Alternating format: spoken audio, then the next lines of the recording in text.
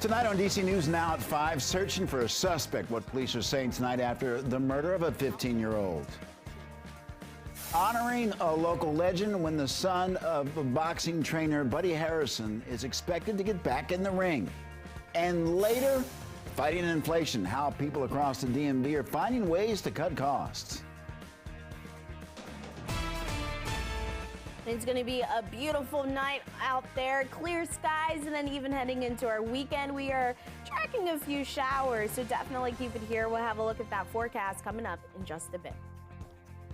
Well, Metro Police are still looking for 3 men linked to a deadly shooting in Northeast D.C. yesterday. Thank you for joining us for DC News Now at 5. I'm Mark Hall. 15-year-old Andre Robertson, Jr. of Northeast, was gunned down at his great-grandmother's house. Police and ATF agents rushed to the area of 48th Street and Fitch Place. That's where police said 3 gunmen got out of their car and started shooting. Police found the car a few hours later along Neptune Avenue in Southeast D.C. They told us that it had been burned. Now, this all happened across the street from an elementary school along 48th Street. The school is closed for renovations. DC News Now's Dave Laval has been on the story since it took place. And Dave, you learned that the victim's father was also killed just a year ago. Yeah, we got a lot of new information to tell you about this, Mark. We first learned a lot of this from our partner, DC Real Time News.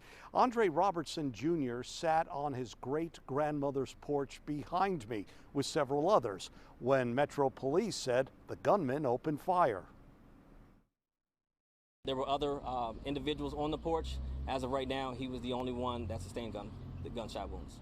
Police did not say how many shots the 3 gunmen fired at this home on 48th Street Northeast. That's led to speculation the attackers targeted 15-year-old Andre Robertson Jr. We are still conducting preliminary investigations to determine. Robertson's death happened at his great-grandmother's home. It came a little more than a year after his father was beaten to death about a mile away. A cousin, 28-year-old Darius Robertson of Hyattsville, is awaiting trial for second-degree murder. Meanwhile, what appears to be bullet strikes can be found on the steps leading up to the porch where Robertson was shot. Another bullet struck a window at a next-door home. Police have not said if that is from Thursday's shooting. Buses dropped off students at Maud Ayton Elementary School. They're attending classes at Kenilworth Elementary while their building undergoes renovations. Thursday's shooting happened just as the kids were dropped off from school. None of them got hurt. Friday found more parents waiting for them. They're frustrated and upset. Right here at the school? No, even if the school closed, they know these kids get dropped off every day.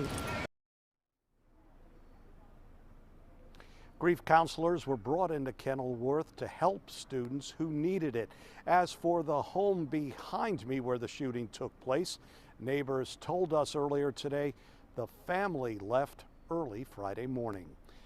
Live in Northeast, Dave Laval, DC News Now.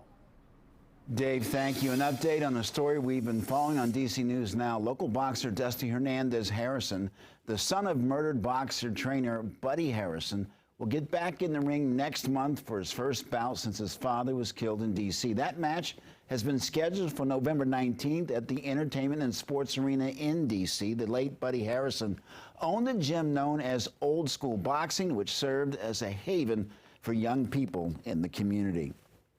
Well, if you need something to do this weekend, add this to your list. The Smithsonian Air and Space Museum is reopening for the first time in more than 6 months. The museum's West Wing will be unveiled by the public for the first time in nearly 4 years due to construction. Visitors will be able to enjoy 8 new exhibits, hundreds of new artifacts, and more. The museum is free, but you do have to book tickets, which are available on their website. The Jobs That Build initiative adds to and will benefit from all of the steps that we've taken in Maryland to knock down real-world barriers to good-paying jobs and leave no skilled worker behind. Well, new today, Maryland Governor Larry Hogan announced a new $15 million initiative called Jobs That Build. The initiative would eliminate real-world barriers to careers and infrastructure and help keep pace with the demand with capital projects. Now, earlier this year, the governor announced that the state would become the first station in the country to remove the 4-year degree requirement for state jobs. Well, it certainly was a beautiful start to the weekend. Weathercaster Brittany Ward in for Damon Matson tonight. And Brittany, could there be a chance for rain this weekend? Please say no.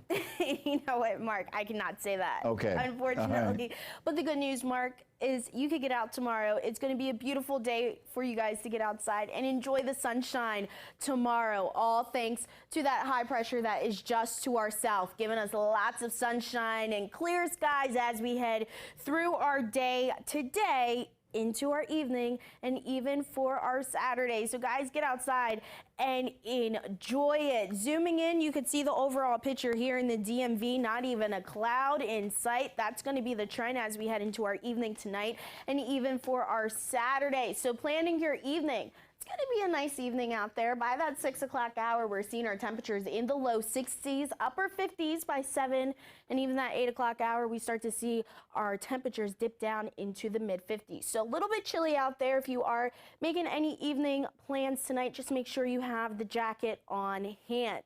Across the entire area, though, still fairly warm out there. We're seeing 68 there in D.C., 69 in Fredericksburg, Virginia. Then as you head over to Cumberland, still seeing 68 over there, 64 in Hagerstown, 67 over there in Kaiser. So overall, we are kicking off our weekend to a very nice start. So enjoy that warm weather while it lasts, because as we head into next week, we're going to start to see a cool down. Now, this is from the Climate Prediction Center.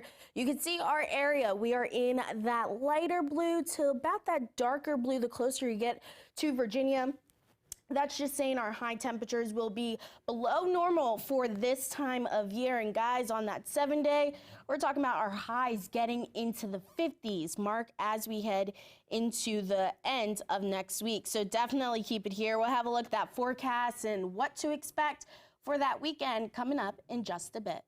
All right, Brittany, thank you. Well, Elon Musk has asked the U.S. Department of Defense to take over funding for the Starlink satellite network over Ukraine, according to a senior U.S. official. Now, Musk's Starlink has provided vital communication for over 150,000 Ukrainian ground stations in their fight against Russia. The Pentagon has been in touch with SpaceX, but also said there's not just SpaceX, and they're speaking with other satellite communication companies to take over. Well, the U.S. is ramping up support for activists in Iran amid protests in the country. American leaders are pushing against the Iranian government and siding with the protesters. Hannah Brandt takes a closer look. Secretary of State Antony Blinken met with Iranian activists at the State Department on Friday to talk about their work and what the U.S. has been doing to try and help. For weeks now, massive protests have taken over the streets of Iran after a young woman, Mahsa Amini, was detained for violating the country's strict dress codes and died in police custody. This is the Iranian people standing up with extraordinary courage for the rights that are being denied them. Women of all ages have removed their mandatory hijabs in protest of the Iranian government. As activists risk their lives to call for freedom, Iran has cracked down on protests, reportedly killing more than 200 people and arresting many others. This cruel and violent suppression of peaceful protests shows that the Iranian government clearly fears its own people. The U.S. has been supporting the activists in their fight by imposing sanctions on Iranian police and leaders. We've worked to support those who are standing for their fundamental freedoms. Iran's president is accusing the U.S. of fueling the protests to try to destabilize their government, an idea Secretary Blinken rejects. If they genuinely believe that, they fundamentally do not understand their own people, because this is about Iran's struggle. The Iranian government has also been blocking internet access, which U.S. leaders say they're trying to do something about so that people there can communicate. In Washington, I'm Hannah Brandt. New today, police in the UK have arrested 2 climate activists after the pair threw tomato soup on a Vincent van Gogh's iconic sunflower painting. Well, the activists were from the group Just Stop Oil, which protests fossil fuel extraction.